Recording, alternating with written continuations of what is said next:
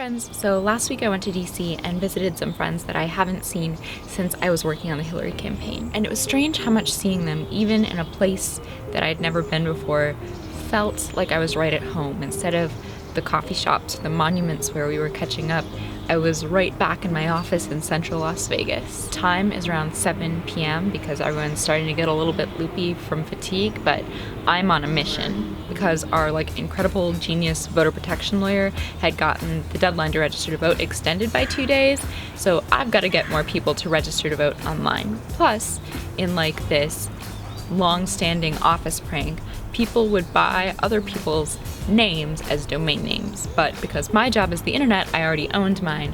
So my boss scooped up ItsRadishTime.com, and if I hit this absurdly high voter registration goal, I get my domain back. Plus, democracy. I look behind my desk at this thermometer chart that says 7,000 robot arms until it's radish time. A robot arm is code for a voter registration for reasons I will never be able to really explain.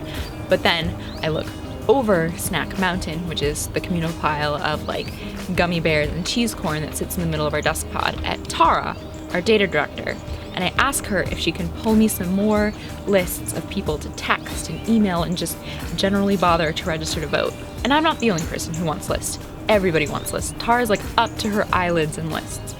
But she still says that she can make it happen. Now, in this stir-crazy time of night, people are apt to start blowing bubbles or having weird Whitney Houston sing-alongs or playing games like, which pop star would everybody be? I'm Rihanna, Chelsea's T Swift, Tara's Kesha, and Will, for some indiscernible reason, is Pitbull. Or what animal is everybody most like? Claire's a panda, Kwani is a hedgehog, and I, of course, am a raccoon. So a couple days before, or weeks before, Time is an Illusion, Tara sent me that meme of that horde of raccoons with the laser eyes that says, "Death is coming, eat trash, be free."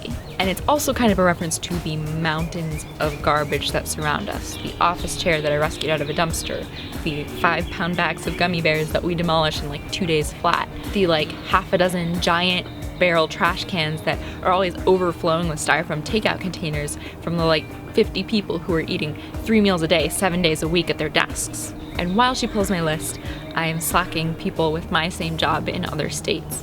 Gabby in Pennsylvania, Clark in North Carolina, Jesselyn and Marg in Virginia and Iowa. I run strategies by them and they send back affirmational GIFs. We're all fucking exhausted. And then Tara tells me that the list is ready. So as a thanks, I send back an image of 2 raccoons hugging, captioned, "When you support each other through trash experiences." And 2 days later, we get 7,000 robot arms. I get my domain name and a few hundred more people get to vote. And delirious, but deliriously happy, we put some Pitbull on the speakers and we order takeout and we get back to work. There's this writer, Paul Jarvis, who has an essay I'll link below about finding your rat people. It's about how to be successful, you should find people who have the same very specific and weird interests as you. And I think that's important, but I think in addition to rat people, you also need to find your trash raccoons.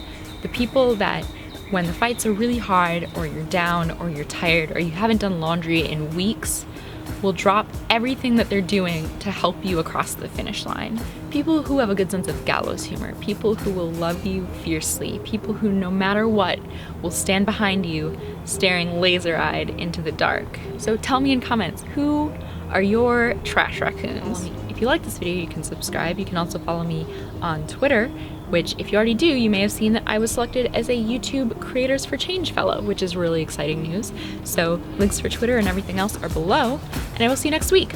Bye!